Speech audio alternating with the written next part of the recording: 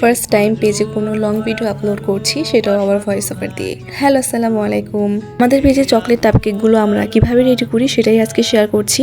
তো এই টাপ কেকটা রেডি করার জন্য এখানে আমরা নিয়ে নিয়েছি 500 ml ট্রান্সপারেন্ট বক্স। প্রথমেই আমরা দিয়ে দিব চকলেট স্পঞ্জ কেকের একটা লেয়ার অ্যান্ড তারপর দিয়ে দিব সুগার সিরাপ, সাথে চকলেট ক্রিম। এই চকলেট ক্রিমটা কিন্তু অনেক মজা হয়ে থাকে। যারা আমাদের থেকে কেক নিয়েছেন তারাই বলতে পারবেন চকলেট ক্রিমের উপর দিয়ে দিব চকলেট গানাশ।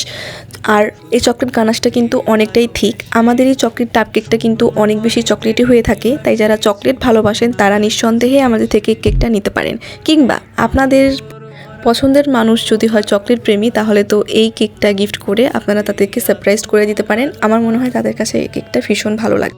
প্রথমে চকলেট স্পঞ্জ কেকের একটা layer, then sugar syrup, then chocolate cream and chocolate ganache, এভাবেই কিন্তু আমরা টাপ কেকের লেয়ারিংটা কমপ্লিট করে নিব। এই আমায় কিছু নাই বা দিলে নিজের করে নাও, শুধু তোমাকে ভালোবেসে শুকনো নদীতে ডিঙি ভাসিয়েছি মোহনার কাছে এসে। এই তো লাস্ট লেয়ারে ক্রিম দেওয়ার পর এবার আমরা দিয়ে দিচ্ছি চকলেট গানাশ। আগেই বলেছি আমাদের চকলেট গানাশটা কিন্তু অনেক থিক, আর যার ফলে এটা কিন্তু খেতেও অনেক বেশি মজা লাগে। চকলেট গানাশ দিয়ে পুরো কেকটা আমরা কভার করে নিব। আর উপরে দিয়ে দিব হচ্ছে আমরা চকো চিপস। আমাদের এখানে কিন্তু চকো চিপসের পরিমাণটাও বেশ ভালোই থাকে। তো এই তো কথা বলতে বলতে আমাদের চকলেট টাপ কেক কিন্তু একদম রেডি। কেমন লাগলো অবশ্যই জানাবেন।